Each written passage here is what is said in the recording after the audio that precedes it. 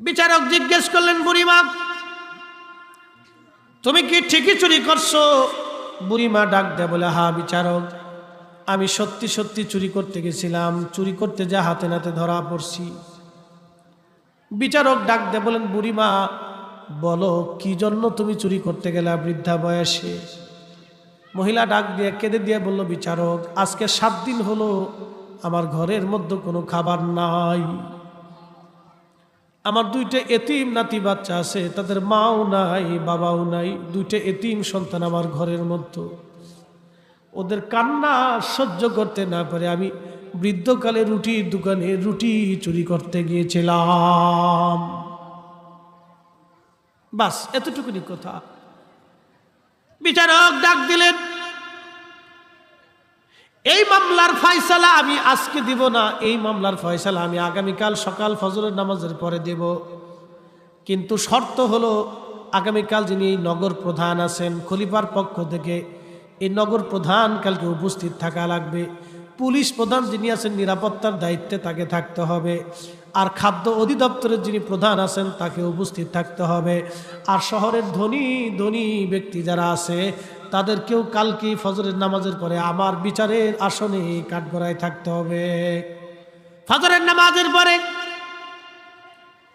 Police প্রধান আসছে, নগর প্রধান আসছে, খাদ্য অধিদপ্তরের প্রধান আসছে, শহরের ধনী ধনী ব্যক্তিরা সবাই আসছে।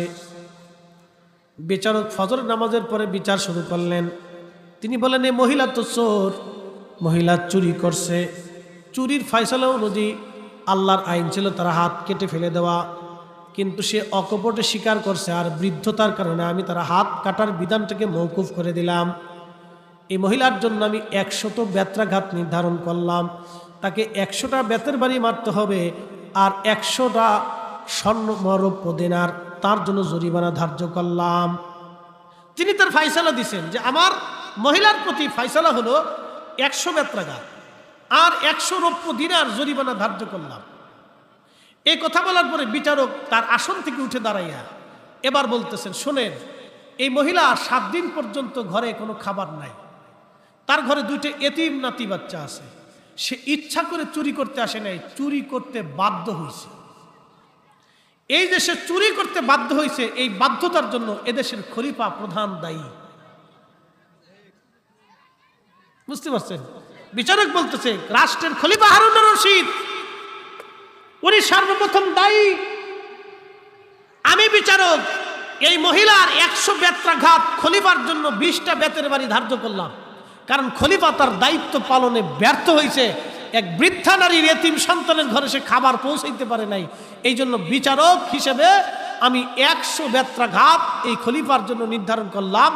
যেহেতু খলিফা উপস্থিত নাই, খলিফার প্রতিনিধি আমি, যেহেতু খলিফা রাষ্ট্রের প্রধান, খলিফার প্রতিনিধি যেহেতু আমি বিচারক হিসেবে আসছি, তাহলে খলিফার পক্ষ থেকে আমার হাতে আগে 20টা বেতের বাড়ি মারা হোক। একসাথে বলবেন না আল্লাহু আকবার। আমারে 20টা বেতের বাড়ি মারার পরে যিনি নগর প্রধান, খলিফার পক্ষ থেকে তার দায়িত্ব ছিল এই নগরের, এই শহরের, এই অঞ্চলের সবার তদারকি করা, কি আছে না আছে অসুবিধার সুবিধা তার দেখা। কিন্তু সে তার দায়িত্ব পালনে ব্যর্থ হয়েছে বিধায় বাকি 20টা বেতের বাড়ি তার হাতে মারা হোক। না না, একসাথে বলবেন না মারহাবা। এরপরে যিনি পুলিশ প্রধান, তার দায়িত্ব ছিল নগরের নিরাপত্তার বিধান করা, তিনি তাতেও ব্যর্থ হয়েছে, বাকি 20 বেতের বাড়ি ওনারেও মারা হোক। যিনি খাদ্য অধিদপ্তরের প্রধান, তার দায়িত্ব ছিল এই মহিলার বাড়ি খাবার পৌঁছানো, সে খাবার পৌঁছাই নাই, খলিফার পক্ষ থেকে সে তার দায়িত্ব পালন করে নেয়, তারও 20টা বেতের বাড়ি মারা হোক। বেতের বাড়ি কয়টা গেছে? 80টা। বাকি আছে কয়টা?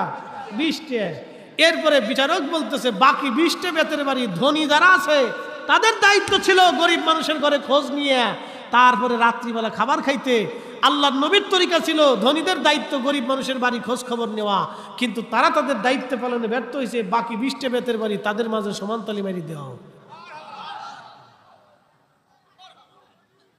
একসাথে বললেন আল্লাহু আকবার। বিচারক হাত পেতে দিলেন, 20টা বেতের বাড়ি ওনার হাতের মধ্যে মারা হলো, হাত ফেটে রক্ত পড়তেছে। তো বাড়িটা তোর কইসে বাড়ি, আসতে সুঝতে পারি না। বিচারক বলে দিছে আমাকে যেন দয়া না করা হয়, একবারে সমানতালে মারতে হবে। আমারও যেইভাবে মারবে ওই বাকি সবাইরে ওইভাবেই মারতে হবে, যেন কোনো স্বজন প্রীতি এখানে চলবে না। সবার হাতে সমান্তরে মারা হোক, সবার হাতে সমান্তরে মারা হলো।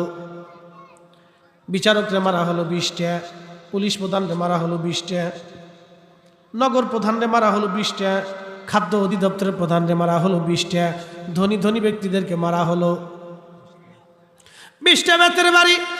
100 বেতের বাড়ি শেষ হয়ে যাওয়ার পরে আর 100 রৌপ্য দিনার জরিমানা।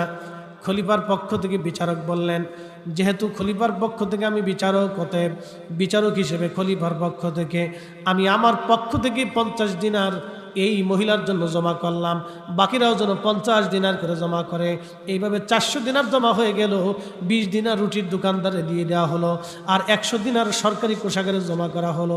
বাকি 280 দিনার ওই মহিলাকে দিয়ে দেওয়া বলে হলো, বুড়িমা এই বাকি 280 দিনার দিয়ে আপনি আপনার নাতিপুতির খরচ কিনে চালাবেন, আর 1 মাসের মধ্যে ইরাকের বাগদাদে আপনি যাবেন। খলিফা রাজ দরবারে উপস্থিত সবার সামনে, আপনার সামনে, সবার কাছে, সবার সামনে আপনার কাছে ক্ষমা চাইতে বাধ্য। একসাথে বলবেন আল্লাহু আকবার। না না, হয় না, হয় না, আরো জোরে, আরো জোরে, আরো জোরে, আরো জোরে। বিচারকরা হচ্ছে জমিনে আল্লাহর পক্ষ থেকে ছায়া, কারণ মানুষ সঠিক বিচারের আশায় প্রতীক্ষায় থাকে। বহু আদালতে, বরগুনা, পটুয়াখালী, বরিশাল, ঢাকা, বহু আদালতে যায় দেখবেন অনেক মানুষের নিভৃতে চোখের পানি ঝরে, বলে কান্দো কেন, বিচার পাইনি। কি কথা কর না কেন? অনেকে কাঁদে, বলে মা কাঁদো কেন, বলে পয়সা নাই বিধায় বিচার পাইনি। আহা, কি আফসোস আমাদের জন্য। এজন্যই আল্লাহ রাসূল বলছেন, দুনিয়াতে যারা ন্যায় বিচার করবে আরশে মুআল্লার নিচে আল্লাহ তাকে ডেকে নিয়ে জায়গা করে দিয়ে কোটি কোটি বছর আল্লাহ আরশে মুআল্লার নিচে তাকে ছায়ায় রহমতের বাগানে বসায় রাখবে। একসাথে বলবেন না আল্লাহু আকবার।